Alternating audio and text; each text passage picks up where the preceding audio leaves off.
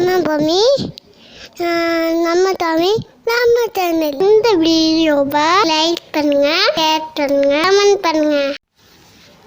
அனைவருக்கும் கோபிநாத்தின் அன்பு வணக்கங்கள் நண்பர்களே.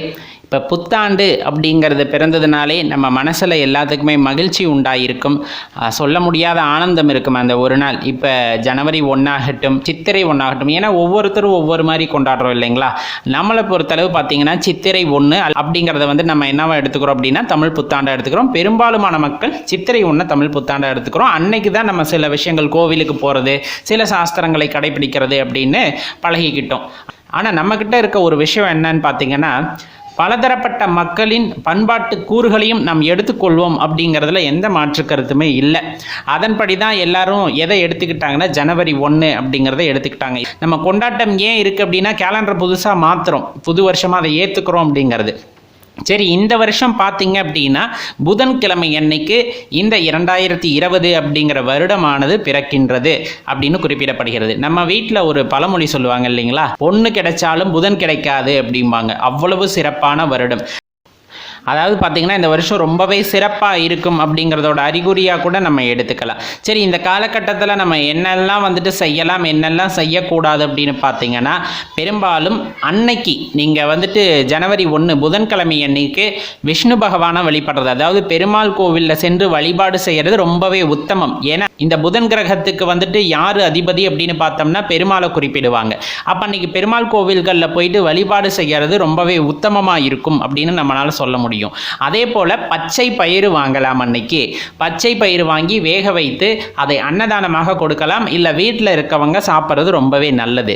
பாத்திரங்களில் பார்த்தீங்கன்னா பித்தளை பாத்திரங்கள் அன்னைக்கு வாங்கிறது ரொம்பவே சிறப்பான வருடமாக இந்த வருடம் உங்களுக்கு அமைவதற்காக ஒரு அறிகுறியாக இருக்கும். அதனால ஏதாச்சும் நீண்ட காலமாக நினைச்சிட்டு இருக்கீங்க, குத்து விளக்கு பித்தளையில் வாங்கணும் அல்லது நம்ம காமாட்சி விளக்கு பித்தளையில் வாங்கணும் அப்படின்லாம் நினச்சிக்கிட்டு இருந்தீங்கன்னா, இந்த காலகட்டத்தில் வாங்குறது அதுவும் அன்னைக்கு ஜனவரி 1 அன்னைக்கு வாங்குறது ரொம்பவே சிறப்பாக இருக்கும். சில பேர் தங்கம் வெள்ளின்னு எல்லாமே வாங்குவாங்க, அது அவங்க தனிப்பட்ட விஷயம். இருந்தாலும் பித்தளை பொருட்கள் அன்னைக்கு வாங்குறது ரொம்பவே நல்லா இருக்கும் அப்படிங்கிறத நம்ம சொல்லிக்கிறோம். அது போக பார்த்தீங்கன்னா, எப்பவும் போல ஒரு விசேஷமான நிகழ்வு நடக்குது அல்லது ரொம்ப சந்தோஷமாக இருக்கும்னா அன்னைக்கு அந்த லக்ஷ்மி கடாட்சம் வாய்ந்த பொருட்களை வீட்டில் வாங்கி வைப்பது நல்லதும்பாங்க. என்னென்ன வாங்கலாம்னா, நம்மளால் என்ன முடியும் அப்படின்னு பார்த்தோம்னா பருப்பு வாங்கலாம், கல்லுப்பு வாங்கலாம், பூக்கள் வாங்கலாம், மஞ்சள் குங்குமம் போன்றவற்றை வாங்கலாம், சங்கு முத்து பவளம் இந்த மாதிரி பொருட்களையும் வாங்கிறது ரொம்பவே நல்லது. இது எல்லாமே இந்த ஆண்டில் பார்த்தீங்கன்னா உங்களுக்கு லக்ஷ்மி கடாட்சம் நிறைந்ததாக மாற்றி தரும் அப்படிங்கிறதுல எந்த மாற்று கருத்துமே கிடையாது. ஆகம நெறிகளுக்கு எதிராக நடு ராத்திரியில் போய் சாமி தரிசனம் பண்ண வேண்டாம். அதுக்கு பதிலாக காலையில் 6 மணிக்கு மேலே போய் கடவுளை வேண்டிக் கொள்வது மிகவும் உத்தமம். கிடையாது. சில விஷயங்களை நம்ம செய்யக்கூடாது. அதில் ஒன்று கடன் கொடுக்கறது அல்லது கடன் வாங்கிறத இந்த நாளில் தவிர்த்துக்கிறது ரொம்பவே நல்லது. ஏன்னா அது ஒரு மனசு உறுத்தலாக இருக்கும். நாளே கடன் வாங்குறமே, நாளே கடன் கொடுக்குறமே, வருமா வராதா அப்படிங்கிற மாதிரியான ஒரு சூழ்நிலை அது உண்டாக்கிரும். அதே போல் கசப்பான விஷயங்கள், கசப்பான பொருட்கள் எதையும் வாங்க வேண்டாம். இரும்பு பொருட்களையும் இன்றைக்கி வாங்குறத தவிர்த்துக்கிறது ரொம்ப நல்லது. புதுசாக ஏதாச்சும் ட்ரீட்மெண்ட் எடுக்கிறீங்க அப்படின்னா அதை இன்றைக்கி தயவு செய்து ஆரம்பிக்க வேண்டாம்.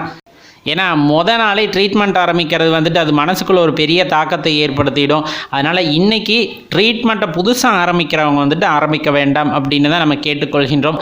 அதே போல் இன்றைக்கி ஏதாச்சும் புது புத்தகத்தை எடுத்து படிக்கிறது ரொம்ப நல்லது. இந்த ஆண்டு முழுவதும் உங்களுக்கு பார்த்திங்கன்னா அந்த புத்தகத்துக்கு மேலே ஒரு ஈடுபாடு இருக்கும் அப்படிங்கிறத மறந்துட வேண்டாம். அப்போ பெருமாளை நம்ம வீட்டுக்கு அழைக்கிறோம் அப்படிங்கும் போதே லக்ஷ்மி தேவியும் நம்ம உடனே வந்துடுவாங்க. லக்ஷ்மி கடாட்சம் உள்ள ஒரு பொருள் அப்படின்னு பார்த்தோன்னா நம்ம மருதாணியை குறிப்பிடுவாங்க. அந்த மருதாணி விதையில் சாம்பிராணி போடுறது ரொம்பவே நல்லது. இல்லை சாம்பிராணி வேண்டாம், நான் கைக்கு வச்சு அழகு பார்த்துக்கு வேணால் நீங்கள் அன்னைக்கு புதன்கிழமை அன்னைக்கு வைக்கலாம். வச்சிங்கன்னா உங்கள் கை சிவக்கிற மாதிரியே உங்கள் வீட்டில் பார்த்தீங்க அப்படின்னா மகாலட்சுமியோட கடாட்சம் உண்டாகும் அப்படிங்கிறதுல எந்த மாற்று கருத்தும் இல்லை. ரொம்ப முக்கியம்.